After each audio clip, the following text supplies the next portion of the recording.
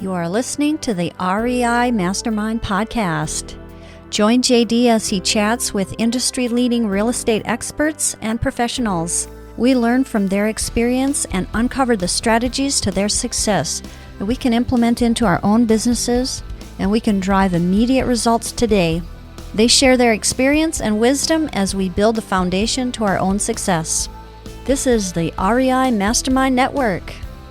So we have Dr. Axel Meierhoefer on the line. And Doctor, I really appreciate you being on with us. And I've been really looking forward to this discussion because we are really going to dive pretty deep into some mindset here today. But I want to kick things off right off the bat, making sure everybody has your contact information. And you are giving a pretty generous offer right now. If you go to idealwealthgrower.com. I'm sorry, I already messed that up. But it's idealwealthgrower.com/free. And if you use the code Jack, you'll get their free mindset manual. And this is a great offer and a great opportunity, and you can't beat the price. Free, right? So I really appreciate you offering that to our listeners. But thanks for joining me here tonight. Yeah, thank you for having me, Jake. So let's start things off here, and I'm going to be peeking at my notes. And as you people are probably noticing, I'm looking to the upper left here, is that we're going to start at the very beginning because I understand that some of these lessons that we're going to be talking about tonight are around a deal you lost and recovered, there's probably quite a story here. Yeah, there are a couple of different stories. Lost is maybe a little bit of a harsh of a word, but abandoned, I would maybe call it. One of the things that happened is that we fundamentally, both myself, my wife, from our own investments, but also what we're recommending to the community that we're helping through mentoring and coaching, is to apply what we call the out-of-state turnkey strategy. Mm-hmm. And in that context, when you look for properties lately, because of the mortgage rates having come down quite a bit, and it looked like this a few years ago already, we were thinking, okay, this might actually open up investments that used to be not available because of the cost of new construction versus renovating an existing property. So we had gotten into a deal that looked really good for a new construction property. And while we were waiting for the property to be built, the interest rates, and you may remember this is only like 2.5 years ago, interest rates kept increasing and the building got more and more delayed. And so ultimately it got to a point, and this is one of the foundational things that I'm always saying, don't invest in a property that doesn't give you positive cash flow on day one. Mm-hmm. And that's why I'm saying it's not really lost, it's more abandoned, because as interest rates kept increasing and I kept running the calculator, it became more and more obvious there was basically no more positive cash flow at the end of that deal. And the builder didn't really want to commit to say, I'm really going to be done. Now, you could say that was maybe a little bit foreseeable because we started the whole thing in October and they guaranteed it's done by Christmas, and then it came January and that became end of January and into February. And it wasn't here in San Diego where I live, but somewhere in the Midwest, in the Memphis area. So they had to deal with winter and all kinds of things. So in hindsight, yes, I lost that deal. I was told by other people, wow, you really known that interest rates got to a peak and then they're going to come down. How amazing. But the reality was it just got too expensive. Mm-hmm. No, this is especially interesting that you mentioned that you were constantly watching the interest rates and mm-hmm. basically making a decision of what you're going to do next, because a lot of people would have locked in and tried to ride it out. And then I think there's a slight romanticism associated with time heals everything when it comes to real estate. Right. And I think what you're talking about and what you're teaching is really dead on, is that you need to be cash flowing from day one. Have you found that people are pretty receptive to that, or are you finding that it's usually that type of thing that I mentioned where people like to ride it out? Well, I think you have to go back a few steps to what I would call the fundamentals. So one of the fundamental things that I believe in, and you mentioned the mindset menu right when we started, is like, what's your mindset? And with that mindset is closely related is, what are your goals? What do you really want to accomplish? And one of the things that I teach, or we teach at Ideal Wealth Grower, has to do with what we call economic independence. And the definition for that is the point in time at which you no longer are forced or required to exchange time for money, which is kind of like a little bit of a different way of having a job, right? Or owning a business that makes money. So most people in almost all their life, until they somehow decide to retire, have to exchange time for money to sustain themselves and their family. So what we're basically saying as a fundamental point is, there is a way through residential real estate investing to reach this point where you make enough passive income so you no longer have to exchange time for money. Now, that doesn't mean you have to quit your job. If you really like what you're doing, keep doing it, right? But there's a huge difference between having to do it and choosing to do it, right? So that's the first thing. And so if you can develop as a first foundational point a mindset to say, I know where I want to go, where this number is, and this is individual for anybody, right? You said you are in North Dakota. Your number that you might want to go after for your economic independence might be totally different than my number in San Diego and somebody else's number in pick a place anywhere in the country. But it's important to say, okay, I have this number in mind, because then you can work backwards and can say, okay, so now that I have that number, what does that mean for my investment behavior?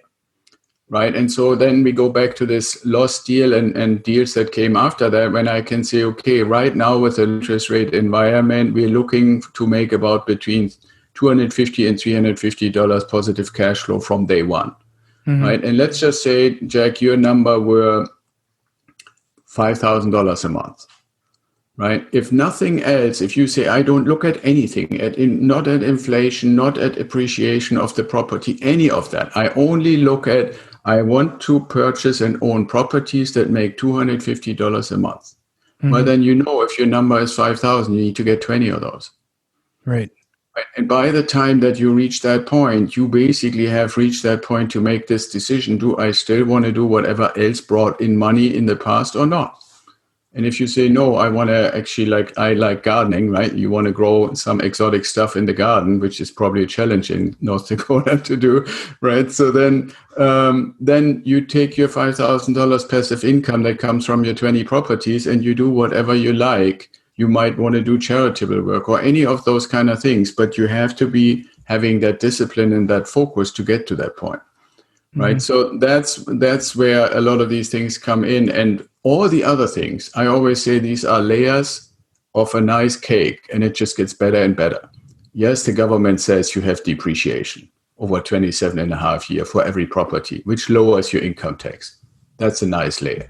Yes, there might be appreciation, at least at the rate of inflation. And I'm pretty sure inflation at some point in the next 10, 15 years will be much higher than what we've been used to in the recent past. So that increases, at least at that rate, the value of your property. Maybe if you're lucky and Jeff Bezos wants to build a distribution center next to your property, it might go way more up than inflation. Another nice layer. Right. So then the fact that you only need to put 20% of your own money in and the bank gives you 80%, another nice layer. Right. Then the fact that because there is inflation, your rental income will also go up over time, which means, yes, you start out with your $250, but in, let's say, 5 years, it's not inconceivable that it's $350. Right. Because your cost would not normally increase. Your mortgage is your mortgage, it always costs you the same.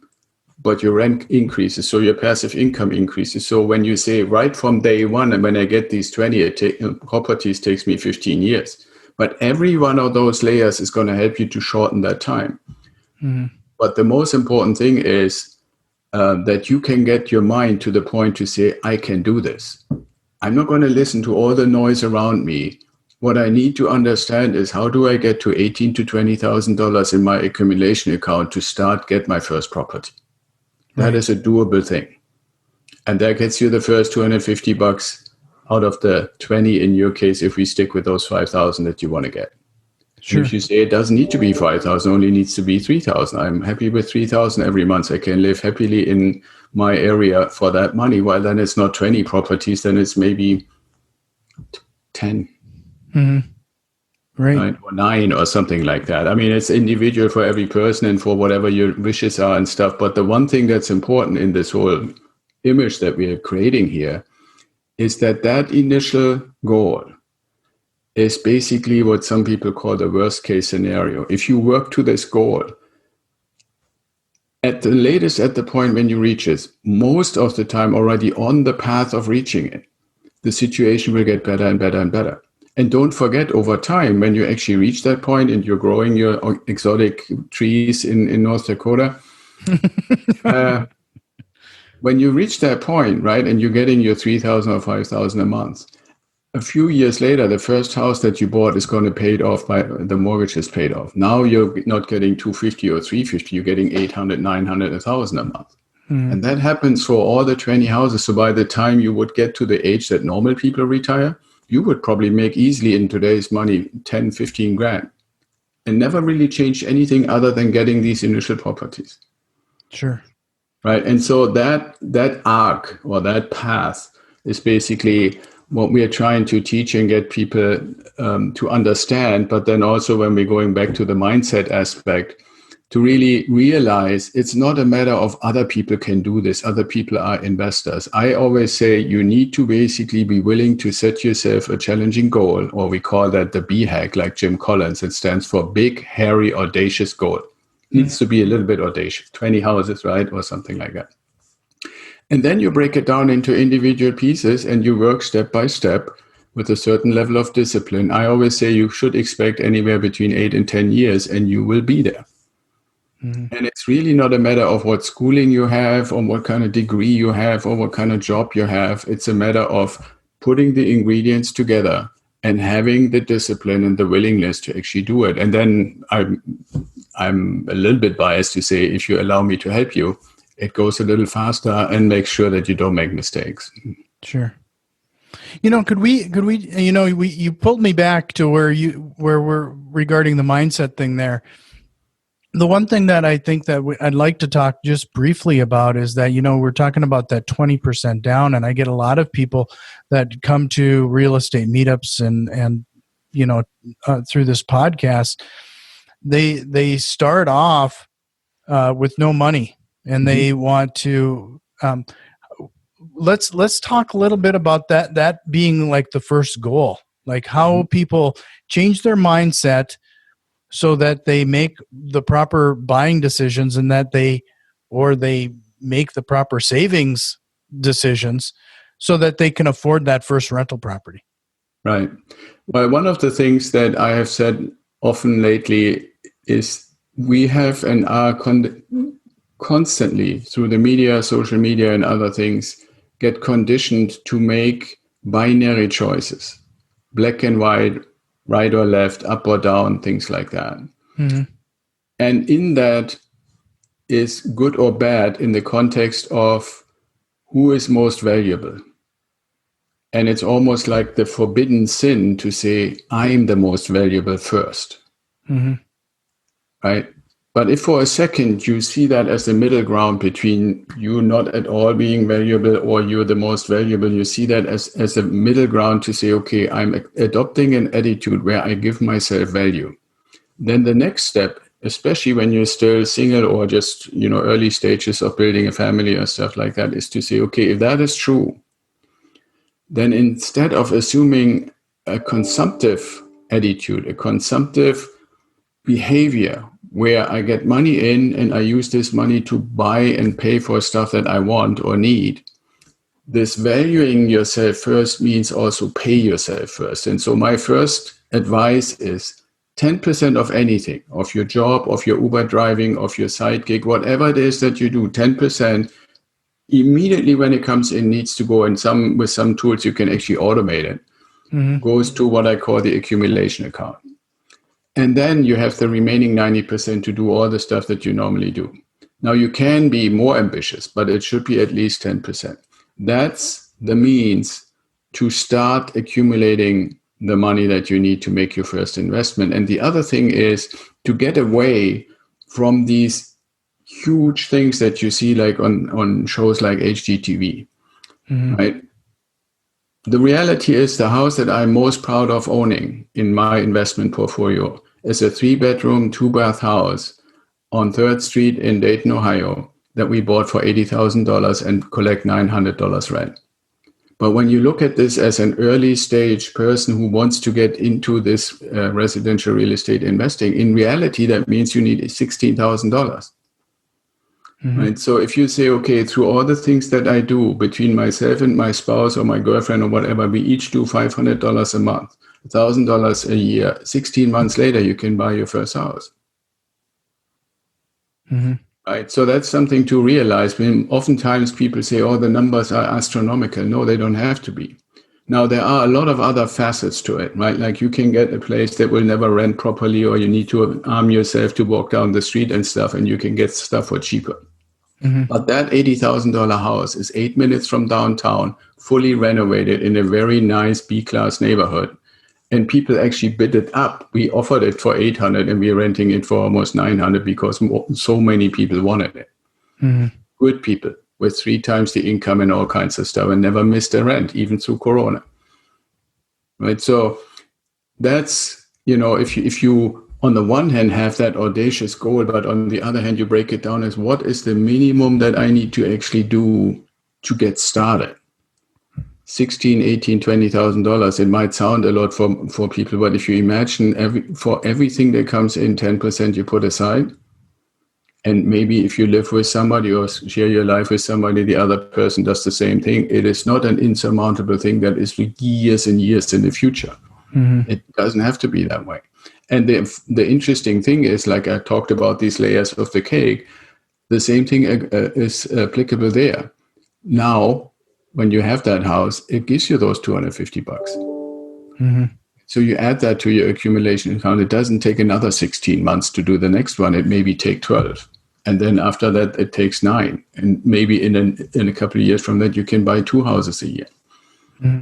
Right? So it's just a matter of how do I get my mind around the fact that it doesn't need to be a huge number, that it is a matter of getting some help to select a good property, not an expensive one, a good one, where the numbers really work, and then work with help, like if you accept the help, work with help to do the right things with your finances. And maybe you need to be a little frugal. Maybe you need to ask yourself, but I think one thing that this whole pandemic has taught us that we can. Because a lot of things have been taken away from us, and I think a lot of people realize that some of the stuff that they thought they really needed, they don't need that much. Or they can get something just as gratifying for much cheaper. Right. Which just accelerates your ability to become an investor. And I actually, if you allow me, I actually also teach one other component that I think is very important. Because we have a tendency to put labels on people and labels on professions and stuff. In investor and landlord, to some extent in certain communities, has kind of like this negativity, this rich guy, Porsche driving, whatever kind of person. What I'm saying is, if you really ask yourself, what are we really doing?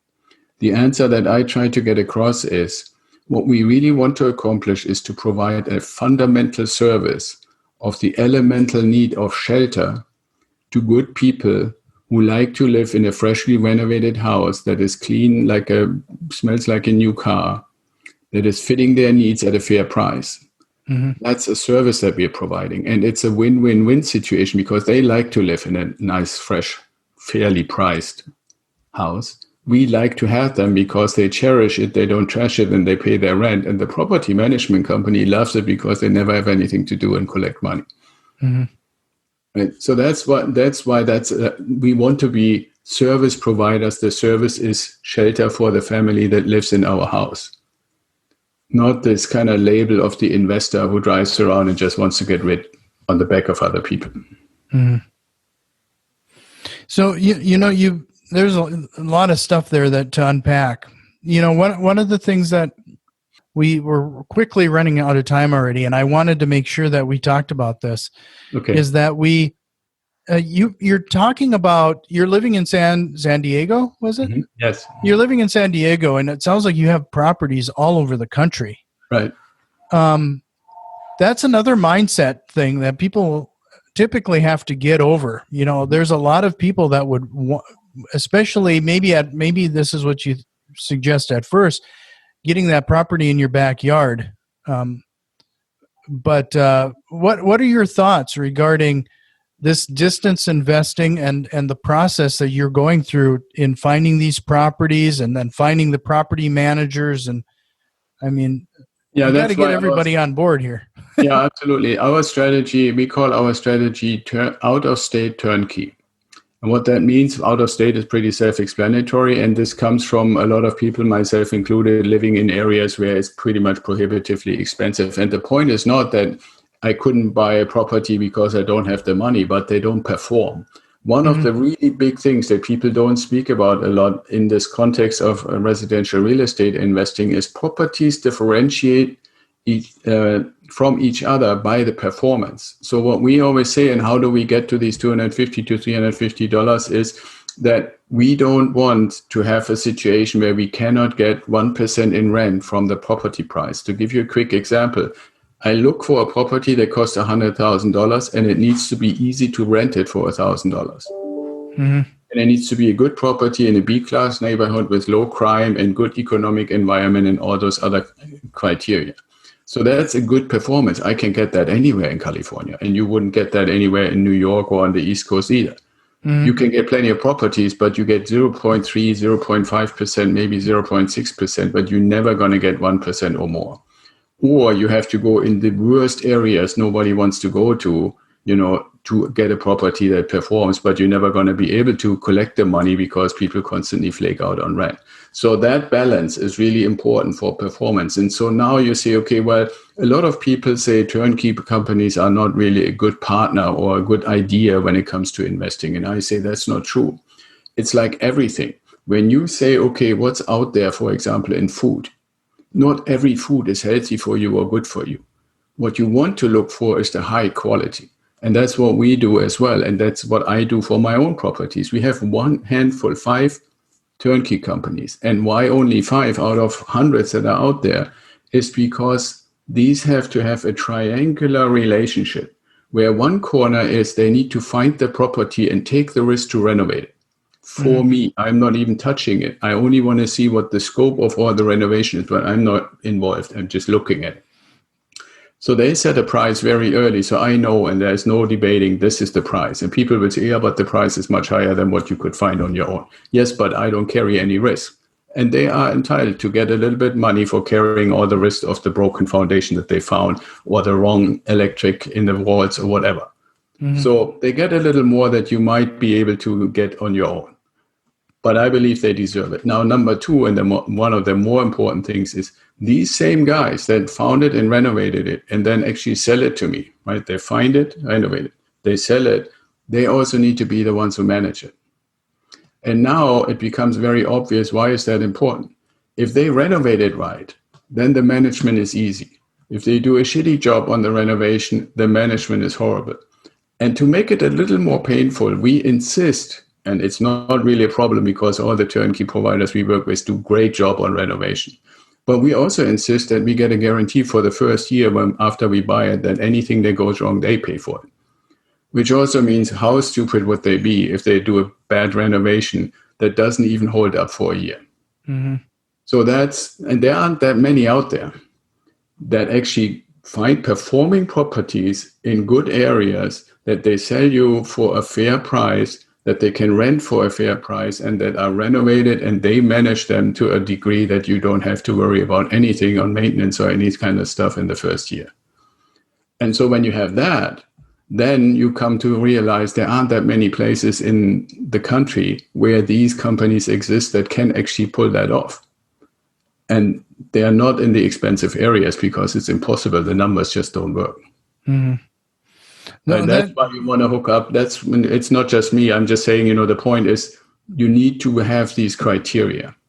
Your $16,000 to $20,000 for your first investment need to go in a property that performs well and that you basically have no more than maybe 2 or 3 hours a month to do with. And when your portfolio grows, the time that you need to spend shouldn't grow. Mm-hmm.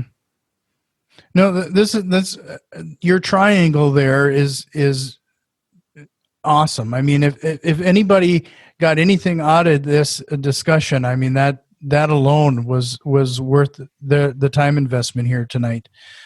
So, I'm sorry for interrupting, Jack, but that's what your audience members, anybody, especially people who start new, that's what they should ask. You find it, you renovate it, you sell it to me, you manage it. If everything to that is yes, then you can start a conversation. If they say no, we don't, either one of those, just walk away. Yeah, the reason I was going to put you on the spot is that, when we were talking about, you're talking about $250, $350 in monthly cash flow, more times than not, especially when you're trying to do what you're suggesting, and if you're not asking those 3 questions, especially if it breaks, you have to fix it, like that year warranty is you're asking for. More times than not, that cash flow will disappear that first year. I mean, it's hard to cash flow, especially that first year when you acquire a rental property. But if you do everything you're suggesting here, including the rent, the warranty, I mean that really sets you up for a good long-term rental. Oh yeah, absolutely. I totally agree. That is a very great analysis. The point is also the good turnkey providers want to have good tenants. They want to have good properties. They want to have a very limited amount of maintenance. So it's a matter of the quality of stuff that you put in. And this comes back to that triangle. If you know that the property is going to come into your inventory and it's going to come into your maintenance, then it makes sense that you put a little bit better hardwood floors, a little bit better faucets, a little bit better kitchen tile, and all those little things, ceiling fans, light fixtures, whatever might happen, than you would if your only purpose was to make everything look good so you can sell it. Mm-hmm. Right? And that's one of the big differentiators. Oftentimes you find people who renovate stuff, then they sell it to a real estate organization that calls itself turnkey, but all they do is put a profit margin on it and sell it to you. Mm-hmm. And then as soon as something breaks, they say, we didn't renovate it. There's people who sold it and say, deal is done, read the fine print, nothing with us, go to your property managers. And the property managers say, well, it needs to be fixed. The tenant is entitled to get it fixed. Mm-hmm. But then guess who pays? And your cash flow is gone. Now, one thing I want to point out here real quick is about 2 years ago or so, even a year and a half ago, if you ran the same numbers and so forth, your cash flow was probably more between $150 and $200. The reason that it is more now in the $250 to $300, sometimes even beyond, is because interest rates have come down so much. I mean, 2 years ago, you would have been hard-felt to get an investment loan, not the same like when you buy for your own house, but for an investment property, probably between 5% and 6%. And now you can get it, in the 4%, some right around slightly below, slightly above 4%. And 1.5% makes a good chunk of difference. That's basically $150 a month on a $100,000 property that you're having in addition in the money just because interest rates are lower. Right. So, I'm going to guess too then that if you identify a good turnkey provider, they will likely be also established in that community because you'll likely need that banking relationship where that property is in order to make that acquisition, right? Well, that's one way if you do it yourself. If you were to actually say, I find a turnkey provider on my own, I go after it on my own and so forth. What I actually do for our clients and for myself is I identified a lender who is working nationwide. So you only need to qualify one time because the idea is if you only wanted to buy one property, you will never get to your economic independence goal. Right? So it's clear from the get-go that you will have to acquire a certain number, whether that's 5, 10, 15, or 20 properties, but it's pretty clear over time you want to acquire a number of properties.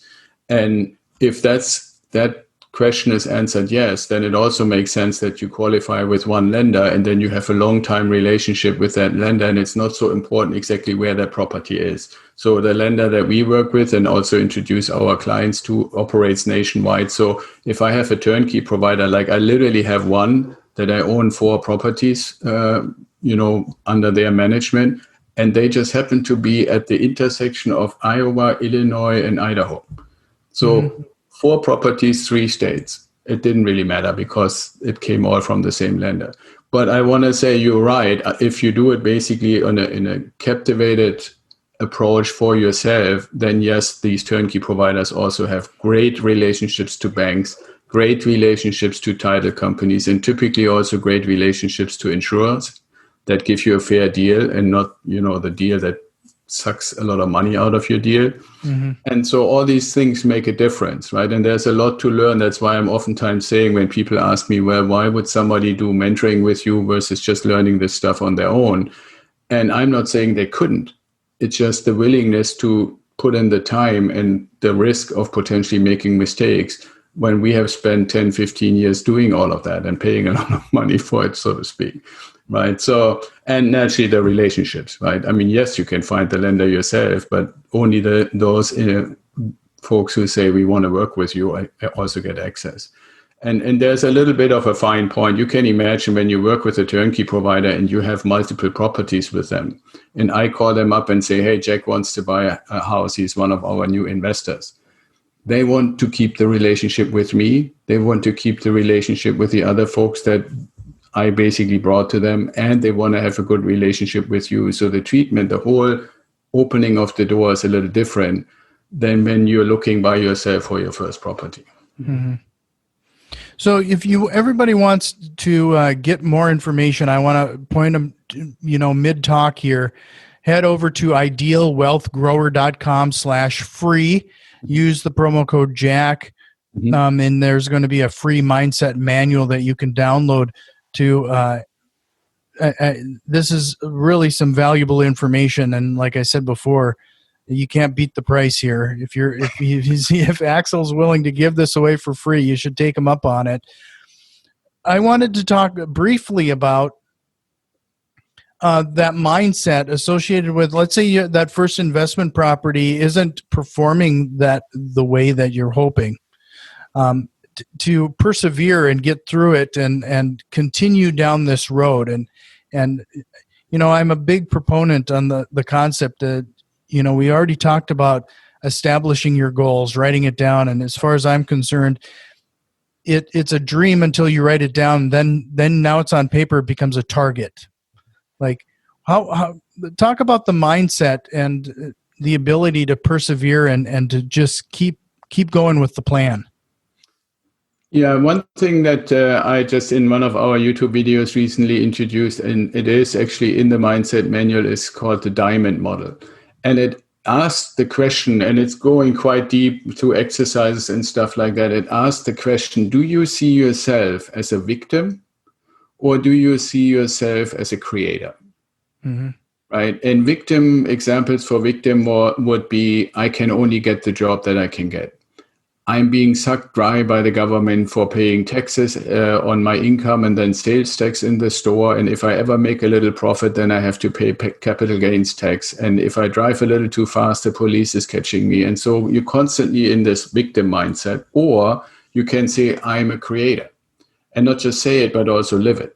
Right? So a creator says, okay, what are the steps that I need to do? For example, pay yourself first 10% of everything that comes in. Number 2, create a detailed list of all your expenses. And then really when you have it in front of you, or you can use an app for that if you want to do it that way, really analyze what are the things that are really necessary. Quick example, people oftentimes don't look at it. They initially start out and say, oh yeah, Netflix, I heard that's pretty cool and I want to see Game of Thrones or something like that. Or HBO, yeah, then I need to have HBO. Or what's a cool series on Hulu and Prime, Amazon Prime cost me $130 a year. And then you might even on top of that have cable. But if you look at that and you say, okay, I see all these expenses, I challenge you to say, how many times are you actually individually spending time on Netflix or on any one of these? And if you do that, you find out this is almost as expensive as going to the movies. Now, I'm not saying don't have any of those, but do you really need 3 or 4? Right. So but first you need to write it down, look at it, or put it in the app, and then analyze it and say, okay, well, it's only $30 here, $20 here, $60 here, $80 here. Well, just add that together. That's $200 a month. Right. So when I said earlier, you want to at least put $1,000 a month, well, you're already spending 200 on stuff that you, when you're really honest with yourself, don't really need to spend. Mm-hmm. So you're creating your success by analyzing your situation and your expenses. You can look at, what do I do in the time that is not currently exchanged for money? Is there any opportunity for me to exchange more time for money? Or am I spending time on things that might feel good and may make me happy, but don't get me closer to the goal of not having to work at all anymore? That becomes a motivator. If you can always tell yourself, and we actually have a little exercise that gives you and makes you individually create a sentence that is motivating language, and we give you the words on what to choose, and you pick the ones that resonate the most with you, so that you end up with a creator type sentence. And I encourage people in the videos and in the manual to say, you say the sentence when you get up, you say the sentence before lunch, you say the sentence after lunch, you say the sentence before dinner, and you say the sentence when you go to bed 5 times a day. You do that for a month. You will feel weird if you don't say the sentence on a regular basis, but that becomes like almost like a little energy boost every time you say it, because the way you put the sentence out to yourself, and you should say it out loud, not just in your mind. Every time you do it, it's a little burst of energy. And I actually use the analogy of a flywheel. Yes, initially it's hard. It's writing it down and analyzing it and canceling all kinds of subscriptions and stuff like that. That's the energy that you need to put in to get the flywheel to go. But then these little bursts that you need to do, just keep it going. And it will become more and more joyful from a mindset perspective to say, I can actually do something. Wow, I now have $5,000 in my accumulation account. I have just been offered to help somebody out for $200 to help them move. That's $200 that get me one step closer, and another burst and another burst and another burst. And you basically get addicted in a way, in a good way, to doing these little things that are little bursts to keep the flywheel going and maybe even accelerating. That's what a creator does, rather than sitting back and say, how bad is the world and everybody wants something bad for me and I'm just fending off and I'm the victim. That's an example of what you find in the mindset manual that I hope at least helps people to say, I need to have the mindset of a creator. I'm creating my own destiny. I'm creating my success. I'm reaching my goals with my energy. Yeah, this has just been fantastic. I can't thank you enough for giving us this time. What struck me is that when you were talking about that and basically filling your blanks or something, I kind of had a flashback from when I was a kid. It sounded like a choose your own adventure novel I used to love to read. And what you're essentially saying there is that it's time to fill it in and choose your own adventure. Yeah, exactly. But to a sense, in a way, I oftentimes say, when you ask people to recite their life story, many people have the tendency to basically describe what happened to them. And I oftentimes, within seconds, I stop them and say, I want to hear what you did. What did you do to make it happen? And if you feel that you haven't done a whole lot of things, stuff just happened to you, then draw a line and say, from now on, I make it happen. And then make it happen. And it's not just a matter of the mindset. It also, for one, it's going to make you feel much better. And you will be amazed that all the people who pull you back, they're going to say to you, you're crazy. But you will make new friends who are infatuated and infected by your energy, by your drive, by your example. Right? And there's actually a really good saying, I don't remember exactly who said it, is you want to ask yourself who you associate with. And when you look at your closest circle of the 5 people closest around you, and you want to really answer the question, are they helping me to get better and more successful and more creative? Or are they pulling me back, where I'm basically the one that's pulling them forward? If the latter is true, you need to get better friends and better associates. You want to find the people who are already doing or have been doing what you want to accomplish and learn from them. Associate yourself with them. Don't drag 4 or 5 other people behind you. They're holding you back from your success. It sounds a little harsh, but that's what you need to do and actually really push forward. Mm-hmm. And you will be surprised how quickly you find people who want to join you on that journey. No, this has just been just great. I really appreciate you giving us this time here tonight. If you want more information, I'm definitely going to be pushing everybody to idealwealthgrower.com/free. Use that offer code Jack to get that free mindset manual. This is like square one. This is where you have to start. It's not something that's nice to do. I'm going to say that this is something that you have to start if you're really considering getting into real estate investing, or frankly, based on what our discussion here tonight, I would say any kind of career, you probably should kind of go through some of these mindset exercises.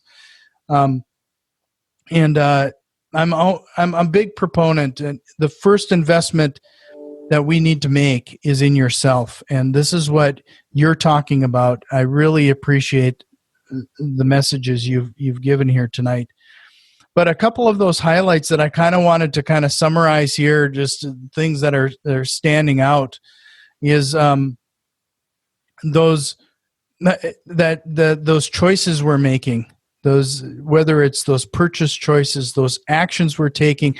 I absolutely love the concept of you asking people about tell me your story, and stopping them and making them change that discussion. What did you do? What actions did you take to get to where you're at, or get you where you want to go? I mean, fantastic. Defining those goals. What are your goals, and how are you going to accomplish them? I've even pushed people towards doing dream boards and everything. I mean, it sounds really hokey at the time. And in fact, if you would have asked me 5 years ago if I'd be doing a dream board, I'd tell you you're crazy. Now I have them hanging up by my shower mirror, so I have to look at it every day. I mean, it's something to get your mindset right. I love that you helping. I think it's in this mindset manual, creating that sentence to repeat to yourself 5 times. How powerful is that? And I can't tell people enough that repetition is the key to like everything. I mean, it's really important. And I really love the concept of breaking down those goals. And when you mentioned being audacious with some of those goals, when you start breaking them out into digestible pieces, I mean, it makes it far more accomplishable, and it makes it a very achievable. I can't thank you enough. I mean, this has been a fantastic conversation. Was there anything else outside of what I brought up here now at the end that we should probably bring to the forefront here again? No, absolutely great summary, Jack. I really want to thank you for allowing me to be on your show and talking to you and to your audience. And the one thing that I can say is we're trying to cater to like a age group that some people like videos better. So we have a pretty good YouTube channel, I believe, but we also are on Instagram, Facebook, and the other social media channels. So whichever one of those you prefer, if you put in Ideal Wealth Grower, you should find us. And, one thing that we also do is complementary strategy sessions. So if some of your listeners heard something where they say, I'd like to dig a little deeper, or I'd like to have a one-on-one conversation, I might even want to consider if this kind of mentoring stuff is for me, then you can find that on our website. You can schedule it with us, and it's really meant to be complementary. My motto has always been helping others help themselves become successful, and I really mean that, seriously. And so that's why we're not in business for charity. Ultimately, our services do cost money. But to find out if we are the right partner for you, we want to give you the opportunity without having to pay for that. So, no, really appreciate it. And make sure, again, idealwealthgrower.com/free, and use that offer code Jack, and take him up on that free offer. Thanks again. And I hope we can do this again. This has been a great conversation. Awesome. Thank you so much, Jack. This has been the REI Mastermind Network. You can already tell that we've made some changes, and a few more are on the way. If you are interested in what we have planned, head over to patreon.com/REI Mastermind and support the show today. Financial contributions are always appreciated, along with a like, share, and review. It really helps us grow and reach more people with this valuable information. See you next time, and tell a friend.